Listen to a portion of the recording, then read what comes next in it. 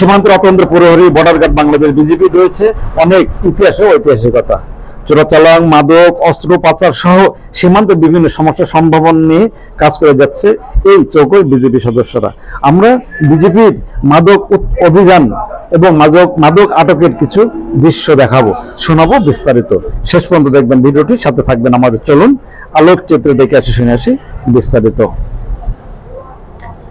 Jessore 49 BGB ব্যাটালিয়নের সদস্যরা সীমান্তে বিভিন্ন এলাকায় অভিযান চালিয়ে 7 আসামি সহ প্রায় অর্ধ কোটি টাকা মূল্যের মাদক দ্রব্য জব্দ করা হয়েছে বলে নিশ্চিত করেছেন যশোর 49 বিজিবি ব্যাটালিয়নের অধিনায়ক লেফটেন্যান্ট কর্নেল সাইফুল্লাহ সিদ্দিকী।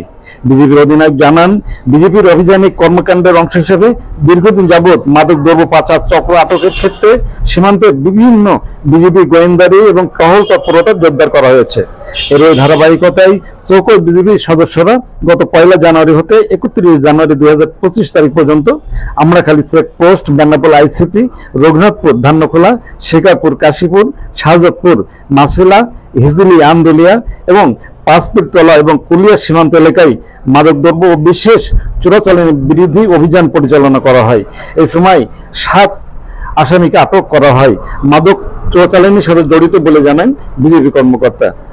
আটককৃত মাদকের সর্বমোট মূল্য 49,49,550 টাকা বলে জানান বিজেপি কর্মকর্তা। মাদকের মধ্যে ভারতীয় ফেন্সিডিল, বিদেশি মদ, বিয়ার, নিশাজাতীয় ঔষধ, মাদক বহনকারী একটি ইজিবাইক এবং 2টি মোটরসাইকেল আটক করা হয়।